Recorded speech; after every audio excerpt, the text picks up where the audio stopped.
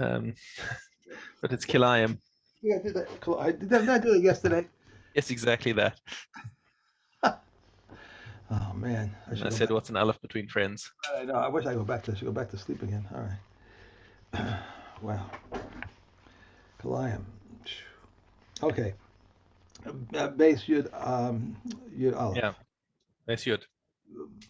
I think. Right. Right. Am I right? Everything between a bet rover is included in the measurement of the bet rover. The space occupied by a vine, a grave, or a rock is included in the measurement of a bet rover. Grain, a bet rover. Vegetables with vegetables, 6 tefakim. Grain with vegetables, vegetables with grain, a bet rover. Reb Eliezer says vegetables with grain, 6 tefakim. Just want to get that idea that the Beit Rova is I just want to work out how much it is in relative to the um, 6 tfachim, because the 6 tfachim we know is about 60 centimeters. Mm-hmm. How much is the Beit Rova? It looks like 10. It says 10 by 10.2 by 10.2 tefakim. Right. So they were talking about like just over 100 tfachim, 100 centimeters. So it's about a meter. So it's the difference between a meter and 60 centimeters. So it's not huge. No. Yeah. Okay. Okay. Let's carry on. Grain overhanging grain, vegetables over vegetables, grain over vegetables, vegetables over grain, all is permitted except Greek gourd. Reb Meir says also cucumber and Egyptian beans, but I prefer their words to mine.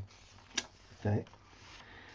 Bed of 6 handbreadths by 6 handbreadths by 6 handbreadths may be sewed with 5 seeds, 4 on the side of the 4 on the 4 sides of the bed and 1 in the middle.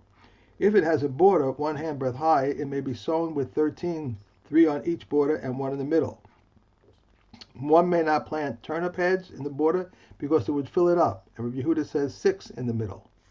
Right. So now, I don't know if you sort of heard my voice note that I left in the group yesterday after the share. Mm-hmm. We were asking why doesn't Rabbi Yehuda? I mean, at least I was asking Imkvar if he's going to make those 6 rhombuses in the middle, then why not go for 9 rhombuses? And the answer that we gave is that the every patch that's planted has to be separated from the other ones on the parallel edges by 1.5 tfachim. Okay. Okay. Now with the rhombuses, that works like that. If you've got the width of those things is just over 1.5 tfachim. But if you go down to something with a diagonal of 2 tfachim, then the hypotenuse is going to be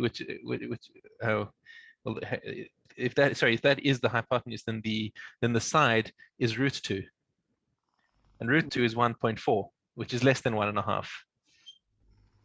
So therefore, he couldn't put them in squares like that in a 3x3 matrix, because then the edges would be less than a tefach from each other. Would be less than 1.5 tefachim at least. That would be 1.4 tefachim from each other. So that would be too close, even according to Rabbi Yehuda. Mm. You're using math terms that I haven't heard since I was about 14 or 15. I have no use for those terms. I don't. I suppose if you're a psychotherapist, doesn't really doesn't need much for a hypotenuse. I see. I'm an engineer. Right. I just had to take statistics for a year, which was right. Right. That's correct. My daughter's doing psychology now, and she's doing statistics as well. We had a whole year on a comprehensive exam, and the professor that we had he was great. He was unbelievable. He walked in the first day and he said to everybody sitting there, "I'm going to teach you everything you know for the comprehensive exam. You will never use it again, because if you do any research, you're going to have an assistant who's going to do all the research for you and then give you the final result." That's hilarious. Nice. Okay. Okay. Now it's my turn. Okay. Kol means Rhyme. Yeah. Chol min zraim, ein zorim ba'aruga. So when you've got a little vegetable patch like this, you're not allowed to plant zera, seeds, which is like grains. Right. Okay. V'chol min yirakos zorim ba'aruga, but vegetables are permissible to sow in a little vegetable patch like this. Chardal ba'afunim, hashufin. Now, there's some gray areas as to what's considered a vegetable and what's considered a zera, a seed. And so the Mishnah comes to tell us that mustard and these kind of beans or peas. What's the translation? It says smooth. I can't believe this. Small, smooth peas. Small, smooth peas. Okay, means zeraim. So these are considered zera, and therefore you wouldn't be allowed to plant them in the vegetable patch. Afunim hagamalanin min yarak, but the what? Large peas are vegetables. Large, right. Gavul shehaya gova tefach v'nisma'et kasher. So now let's say you made a boundary within your vegetable patch. You made a border that was a tefach high, and you planted your stuff there. And then the rain came and the sun came and it broke down. So you're allowed to keep it like that. Because it was kosher at the beginning. However, if you wanted to plant anything new, you would have to rebuild that boundary piece. Okay. So now, if you've got, let's say, a furrow or a water canal, which are a tefach deep, okay, you would be allowed to plant 3 species inside that. Echad mikan ve'echad mikan, 2 on each of the walls, ve'echad be'emtza, and 1 in the middle. So that would be enough space between them to so Kahati makes the point that you have to separate between the different species, the kashir yanika, whatever the distance is for yanika for nourishment, so that they pull from the soil for a distance of 1.5 tefachim, and therefore you have to make sure that the distance from each other is 1.5 tefachim. So when it says in the beginning, no species of seeds may be sown in one bed, but any species of vegetables may be sown in one bed. So you can have different species of vegetables, different kinds of vegetables in That's one. correct, but that's what that's that whole big thing with the diagrams that we showed in the previous Mishnah, with how many species you can plant into one place. Okay. We actually I didn't mention it, but there's a pasuk that actually gives a hint as to the fact that you can put 5 species into one bed. Just looking for that for the pasuk that gives it. I don't see it in Kahati unless I'm. Yeah. Just quickly looking for it there. I think it was in Tehillim. There we go. No, it's Yeshaya. It's in Yeshaya. It says ki ka'aretz totzi tzimcha uchagana zero eha tatzmiach. So it doesn't say zara zero eha. So the Gemara explains in Shabbos that the drasha is totzi is one that brings forth, tzimcha is another one. It's growth is zero eha is shnaim because it's 2 things. It's because it's in the plural, and tatzmiach is another one, so that makes 5. So that's the drasha that they have inside this minimal area. That's the smallest area that's considered a vegetable patch. And I think the relevance of that minimum size is why couldn't it be smaller, is that I think we saw this in Bava Basra, that if you have 2 shutafim in a vegetable patch, they're not allowed. The one shutaf can force the other one to subdivide and say, look, let's put a fence down the middle and say this is mine and this is yours, but not if it leaves with a patch of less than that size, because then it's useless unless it's by common consent. Okay. Gimel haya rosh tor yarak nichnas letoch sadeh yarak acher. So once again, you got the rosh tor. That's the angle, the point of the one patch that touches the other one. Mutar So we've seen this before, but we saw it before with grains. Now we're seeing it with the vegetables as well, that this is also permissible. Now, if you had a field that had vegetables planted, and now he wants to plant a row of another vegetable inside his vegetable patch. Rabbi Shmuel Omer, if he wants to do such a thing, then he has to make an entire row, all the way from one end to the other, to make it clear that this is a consciously planted thing that's separate from the others, and it's not just something that's randomly put in the middle of the field. Rabbi Akiva Omer, orech shisha tfachim v'rochav melo'o. And it has to be at least 6 tfachim long. It doesn't have to be the whole way through, but it does have to have enough width. The rochav melo'o, meaning that the space that he's got to put on either side has also got to be as wide as the ditch itself, the furrow itself where he's planting it. So in other words, 6 tfachim. So he's got to have a gap of 6 tfachim between the vegetables to show the separation. Rabbi Yehuda, I'm sorry. Go ahead. No, I'm sorry. Go ahead. Rabbi Yehuda Omer rochav kimlo rochav a parsa. He says that the width you have to leave is the width of a foot of a person's foot, which is actually just a tefach. So that's a lot more lenient over here. The reason that he says is because he takes it from a pasuk, hishkisa beraglecha kagana yarak, and he learns that the place that a person walks for irrigating his field for one row is the shear of pisas regel, the width of his foot, which is a tefach on an average person. In terms of the length, he agrees with Rabbi Akiva that it needs to be at least 6 tfachim long to show that it's not just one random plant that's put in there. It's a conscious little sub patch within the garden of a different species. Says that Gemara and Shabbos associates Rabbi Yehuda's ruling with Devarim, in which you watered with your foot as a vegetable garden. Yeah, that's what I just quoted to you. Right. So that's okay. Well, I don't understand here is I must be confused on this. It says here, if the point of row of vegetables enters into a field of different vegetables, it is permitted because it's apparent that is the end of his field. Yeah. So there it can be in direct contact because it's a point. So you can see that it's not that they're not intruding one into the other. But if they sown with vegetables and he wishes to plant it in a row of different vegetable, right. So this is a different case now. We're no longer talking about the point. Now we're talking about we've got a big field full of spinach, okay, and now he wants to plant a row of carrots.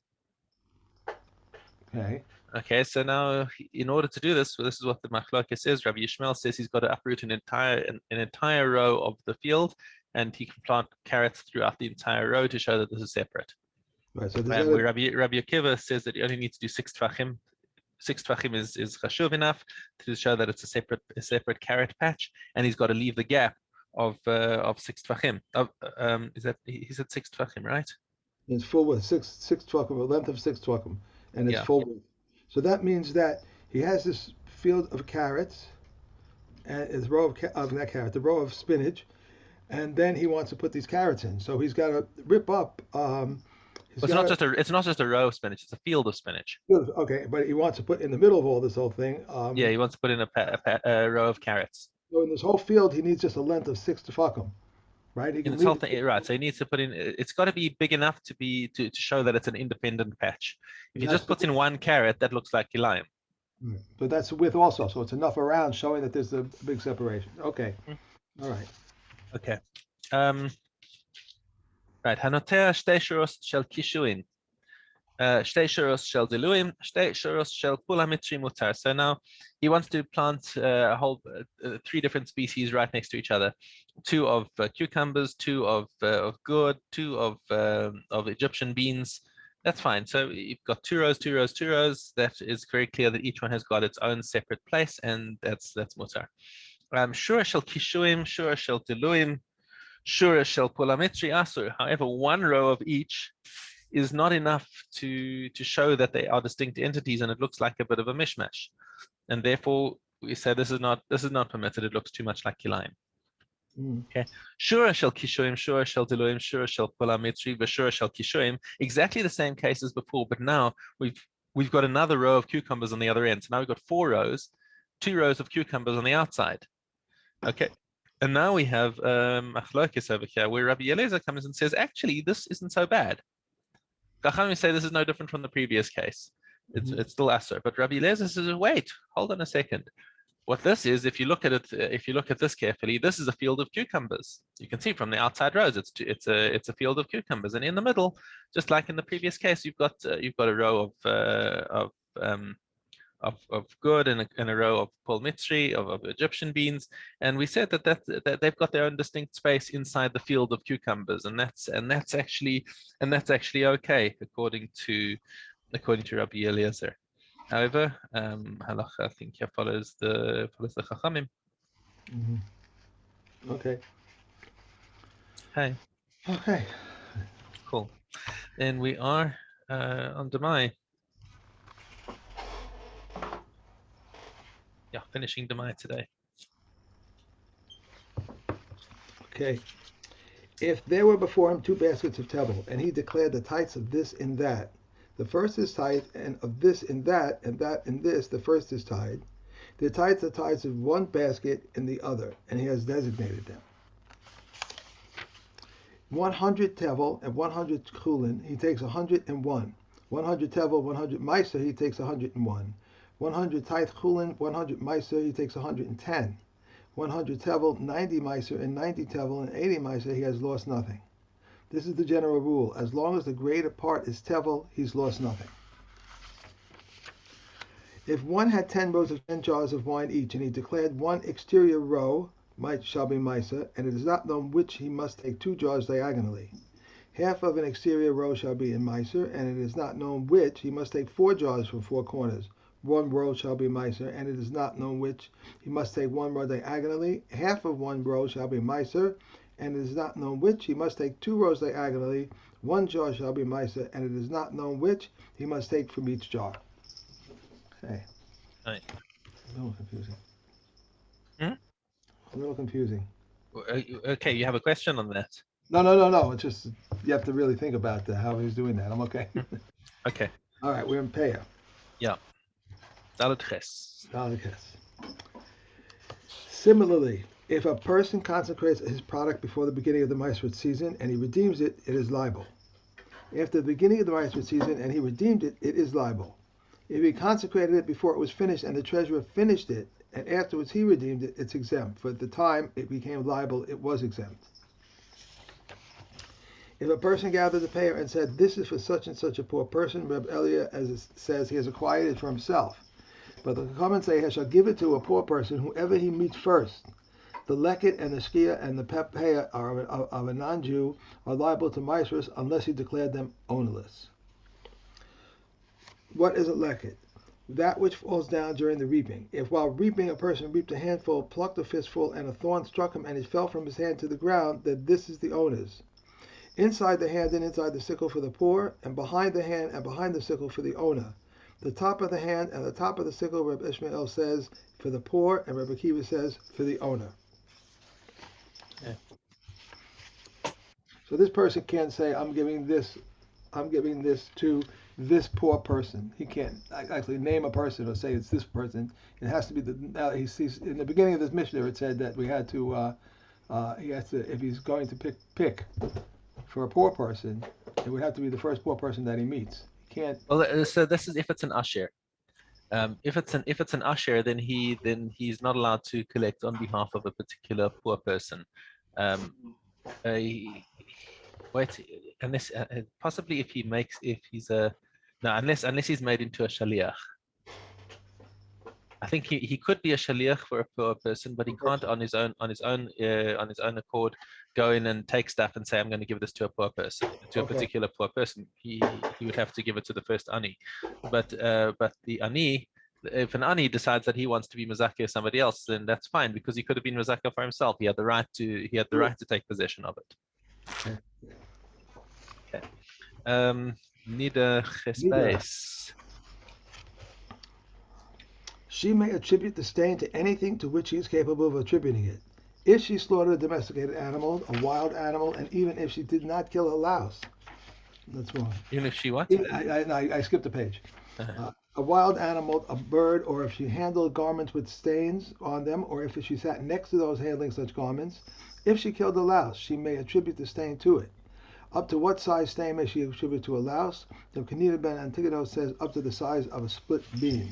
We have So I company. don't know what kind of lice they had that could hold that much blood in them.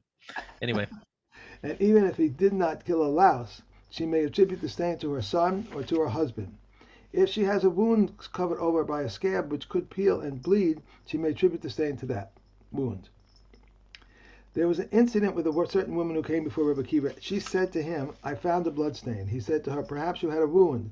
She said to him, yes, but it healed. And he said to her, perhaps the scab is fit to peel and bring forth blood. She replied, yes, and Rabbi Akiva rules a tahor. He saw his students looking at one another in amazement. He said to them, why is the matter difficult in your eyes? For the Chachamim did not exact the tumah of blood stain to be strict, but rather to be lenient, for it states, when a woman has a discharge from her flesh being blood, blood is not a blood stain. right. So in other words, he says there's room to be lenient by blood stains, not by blood itself, but if you see a stain, that's not the same as seeing as the original blood. Right. Okay. Regarding an examination cloth that was placed under the pillow and blood was found on it, if the stain is round, it's tahor, but elongated, it's tameh. These are the words of Rabbi Eliezer, the son of Reb Tzaddik. Okay, so if it's round, it could just be from a louse Right. that was killed underneath the cushion. Okay. Kilayim, your Dalit design. So there's a louse, a bed bug? Body lice, I think we're talking about, yeah. Body lice? Mm. That always grossed me out. So Does your cat have a bell around its neck, or is it just playing with something tinkly? no, it has a bell. Both of them have bells. We hear them coming. We gave them what do you call those things? Oh, they have cloth around them. Can't think of the word to play with. They're all over the place, but they love them. Like I try to clean a pipe cleaner. We gave them pipe cleaners. They're going crazy. They're like, and they hide them. Yes, my cat also goes crazy with pipe cleaners. Or pieces of tinsel, whatever. Metal utensils contract tumah and become tahor when broken. These are the words of Rebbe Eliezer. Rebbe Yeshua says they only become tahor when intact. How so? If one sprinkled upon the metal utensil and they broke on the same day, and he refashioned them and then sprinkled upon them a second time that day, they're tahor. These are the words of Rebbe Eliezer. Rebbe Yeshua says no sprinkling may be done before the third and seventh day. Remember we were talking about taking shortcuts in terms of Tara for metal. He's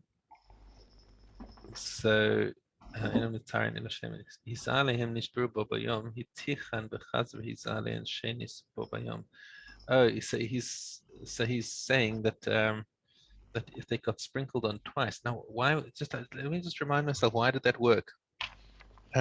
If he made nuclei and he went and he sprinkled on them,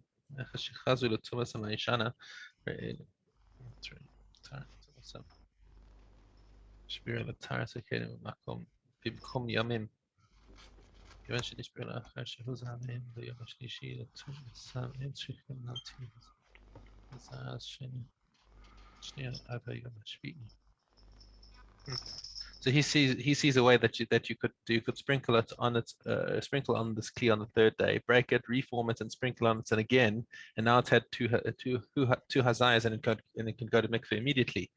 Where Rabbi Yeshua says, no, you can't do that. And I think we're going to hold halacha like Rabbi Yeshua here. Rabbi Yeshua, right? Rabbi Yeshua. Okay. Okay. Our kuva, which is a key that broke at its bend, is tahor. Rabbi Yehuda rules it tameh because one can unlock the door with it from the inside. And a gamma, a key that broke at the bend of its gamma, is tahor. If it had teeth and holes, it is tameh. If the teeth were removed, it is tameh on account of the holes. The holes were sealed, it is tameh on account of the teeth. If the teeth were removed and the holes were sealed and they broke into each other, they are tahor. A mustard strainer in which 3 of its holes at the bottom broke into one another is tahor. And a grinding funnel is made of metal is tahor. Okay. Wooden utensils, leather utensils, bone utensils, and glass utensils. Their flatwares are tahor, but their hollowwares are tameh. If they break, they become tahor. And if one remade the broken utensils into new utensils, they are susceptible to tumah from then on. Right, they don't return to the original tumah, So, like the metal ones, because it's not so easy to reform them. mhm. So we're not so worried about people taking shortcuts here. Regarding a bin, a chest, a cabinet, a straw basket, a reed basket, the cistern of an Alexandrian ship, they have flat bottoms and they can contain 40 liquid saw, which are 2 cores of dry measure. These utensils are tahor. Right. So Or, no matter because they're so large, they've moved out of the gather of Kilayim, and uh, therefore they're not susceptible to tumah at all because they're so large. all other utensils, whether they can contain 40 liquid saw or whether they cannot, are tameh. And these are the words of Reb Meir. Reb Yehuda says a wagon's barrel, provision chest of the kings, a tanner's trough, the cistern of a small ship, and a coffin, even though they can contain 40 liquid saw, are all tameh, because they are designed for no other purpose than to be moved together with their contents. But as regards all other utensils that contain 40 liquid saw are tahor, and while those contain 40 liquid saw are tameh. And there's no difference between the words of Reb Meir and the words of Reb Yehuda except a kneading trough of a householder. Okay. Right. Sanhedrin Dalet Dalet.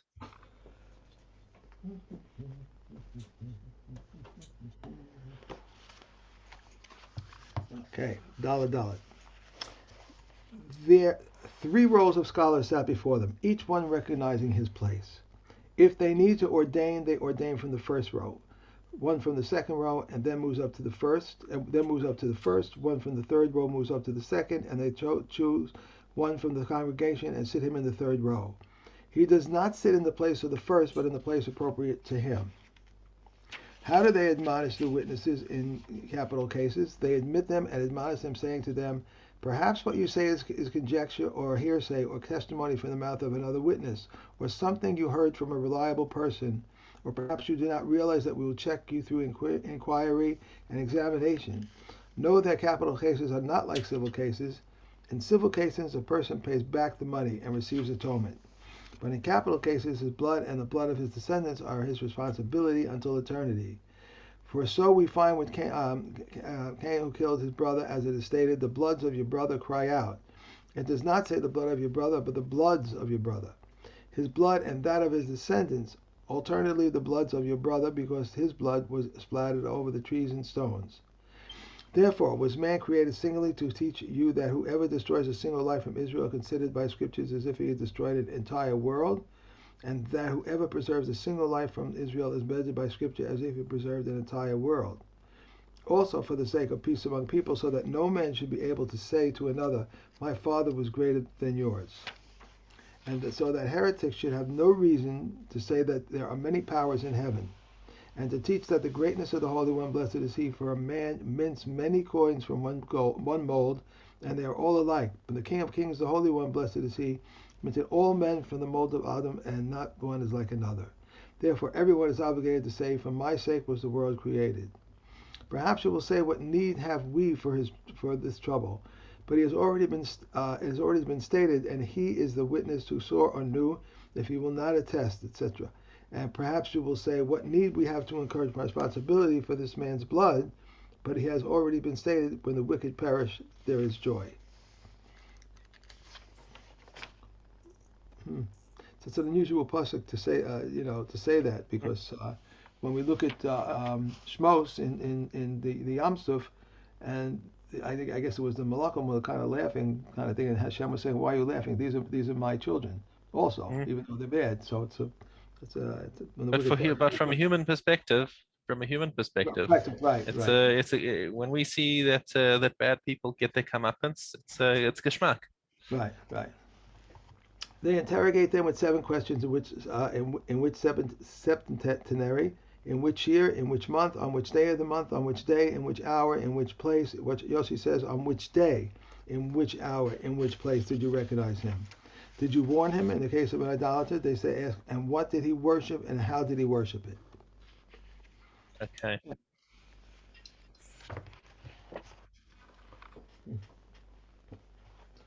Okay. What's Sukkah. interesting about that, and I'm just reflecting now, is that they ask which septenary, which Shemitah cycle, which shows us that in halacha there's no statute of limitations. All right. Okay. Because you're talking about somebody could come and testify about something that happened 10, 15 years ago. You say, okay, which cycle was this in? That's true. That's true. Uh, For eternity. yeah, well, for eternity, well, a life, at least a lifespan. Yeah. Sukkah. Once they brought Rabbi Yochanan ben Zakkai some cooked food to taste. And to Rabbi Gamliel they brought 2 tates and a pail of water, and they said, "Bring them up to the sukkah." But when they gave Reb Tzadok food smaller than the volume of an egg, he took it with a cloth and ate it outside the sukkah, and he did not recite the benediction after it. Okay, so these are all people who are being. This is following on from the previous Mishnah where we said that it's permitted to eat casually outside the sukkah, but we show that some of the Tanaim were machmir on themselves, that they didn't want to eat outside the sukkah. But again, here Rabbi Tzadok was happy to eat less than a kibetza outside the sukkah because that was that's too small to be chashuv. Reb Eliezer says a man is obligated to eat 14 meals in the sukkah, 1 each day, 1 each night. But the Kachamim say the matter has no fixed obligation, except for the night of the first Yom Tov of the festival only. Right. So that from this Mishnah we see that there's a chiyuv on the first night of Sukkot that you have to eat in the sukkah, that you have to have a meal and a kazayas of bread inside it, because similar to the way that on Pesach you have to eat a kazayas of matzah on the first night. Okay. Reb Eliezer further stated, whoever did not eat in the sukkah on the night of the first Yom Tov must compensate for it on the night of the last Yom Tov. But the Kachamim say the matter has no compensation. About this matter is said, a twisted thing cannot be made straight, and what is not there cannot be numbered. A person who had his head and most of his body inside the sukkah and his table inside the house, Beit Shammai invalidates the sukkah and Beis Hillel validates it. Said Beis Hillel to Beis Shammai, did it not happen that the elders of Beis Shammai and the elders of Beis Hillel went to visit Rabbi Yochanan, son of the Koronite, and found him sitting with his head and most of his body inside the sukkah and his table within the house, and they said nothing to him? Beis Shammai replied to them, is that your proof? Actually, they said, is this how you have always conducted yourself? Then you have never in your life fulfilled the mitzvah of sukkah. Okay, so they both remembered the Maaseh, but they remembered different aspects of it. Beis Hillel said, "Oh, it proves that it was all okay," and Beis Shammai said, "No. The story that we have is that they objected and told him that he was making a big mistake." So yes, there was a house in Far Rockaway that the smallest that you could imagine, just a little thing. So the man sat outside there. It was right next to a window, and the table went into the window, and his wife sat in the house. Well, that's an application of this halacha, because if the table was inside the house, then according to Beis Shammai, he was not yotzei. What actually did they actually say? What's the halacha over there?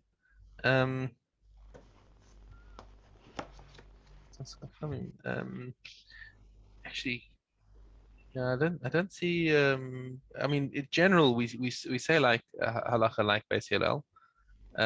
But here it looks like Beis Shammai had the last word on this, but maybe Beis Hillel were not makabel at it. I mean, normally when Beis Hillel is makabel, the opinion of Beis Shammai, it'll actually say so explicitly. So I guess the opinion of Beis Hillel still stands over there, that he at least, as long as he's sitting inside the sukkah, even if the table's inside, then he'd still be yotzei.